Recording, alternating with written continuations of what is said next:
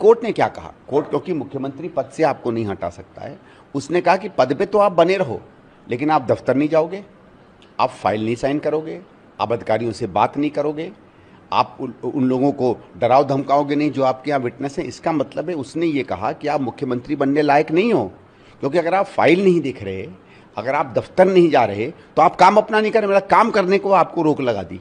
तो ये supreme court ने कहा कि हमारे पे आपके खिलाफ हम नो कॉन्फिडेंस का मोशन पास कर रहे हैं। बेल आपको मिलेगी, क्योंकि बेल एक व्यक्ति के रूप में आपका अधिकार है। बेल का ये मतलब नहीं है कि आप दोष हैं या निर्दोष हैं, क्योंकि बलात्कारियों को भी बेल मिलती है, हत्या के आरोप में जो आरोपित होते हैं उन्हें भी मिलती है, बाद में आरोपित भी घोषित हो जाते हैं। तो ये मतलब नहीं है कि बेल का कि कोई आप निरपराध हैं। तो एक तो ये कि कोर्ट ने ये कहा कि मैं आप पे भरोसा नहीं है। देखिए, वहीं हेमंत सोरेन को जब बेल मिलती है तो कोई कंडीशन नहीं लगाई जाती है। इसका मतलब है कोर्ट को ये विश्वास था कि हेमंत सोरेन जी के खिलाफ जो केस है उसमें मूलतः कुछ नहीं है। इनके खिलाफ क्या कहा? आप फाइल नहीं छुएंगे, आप अधिकारियों से बात नहीं करेंगे, आप दफ्तर नहीं जाएंगे, मतलब है आप मुख्यमंत्री पद के लायक नहीं हो या मुख्यमंत्री का कोई भी काम नहीं करोगे। एक तरीके से कोर्ट ने कह दिया you should bloody well resign. Sorry, मैं ये शब्द इस्तेमाल कर रहा हूँ, ये जान के इस्तेमाल कर रहा हूँ, क्योंकि ये शब्द का एक प्रभाव, ये कहा कोर्ट ने। उसके बावजूद थोड़ी सी शर्म तो इस इंसान में रही होगी कि इसने कहा अब हमारे कोई मतलब नहीं, क्योंकि देखिए ये कोई सेवा करने के लिए मुख्यमंत्री नहीं बना था, ये मेवा के लिए बना था। आप फाइल बिना साइन किए जनता में रह के भी सेवा कर सकते हैं, फाइलें तब चाहिए जब मेवा चाहिए।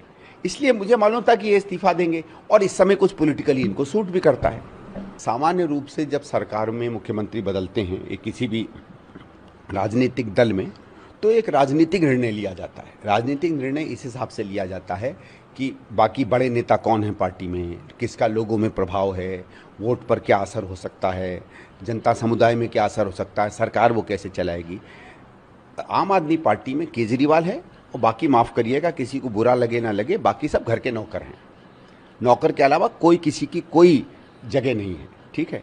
तो इन्हें अपने नौकरों में चुनना है, और मैं नौकर उस सम्मान के हिसाब से नहीं कह रहा, क्योंकि जो भी काम करता है उसका सम्मान होता है। ये उसको बिल्कुल एक दूसरी तरीके से ट्रीट करते हैं। तो ये इसको मानेंगे कि भाई अब कौन ऐसा व्यक्ति आएगा जो फाइलें दबा के रखे, सूचनाएं बाहर ना जाने दे, जो हम लोग कमा रहे हैं, कमाई चल रही है उसको सतत चलाता रहे। क्योंकि ये सत्ता का हस्तांतरण नहीं है, ये एक बिजनेस कंपनी के शेयर्स का हस्तांतरण है। आम आदमी पार्टी बिजनेस कंपनी है, पैसा बनाने की कंपनी है, ठीक है, और कुछ नहीं है, ठीक है। तो पार्टी में आप सत्ता के चलाने का या प्रशासन के चलाने के अधिकार का हस्तांतरण करते हो, यहाँ शेयर्स का हस्तांतरण हो रहा है। तो ये चाहते हैं कि शेयर्स नाम में तो मेरे रहें, लेकिन रजिस्ट्री किसी और के नाम पर हो जाए। तो ये ऐसा व्यक्ति चुनेंगे जो भले रजिस्ट्री अपने नाम पे कर ले, लेकिन धन संपत्ति इनके नाम पे चलाए।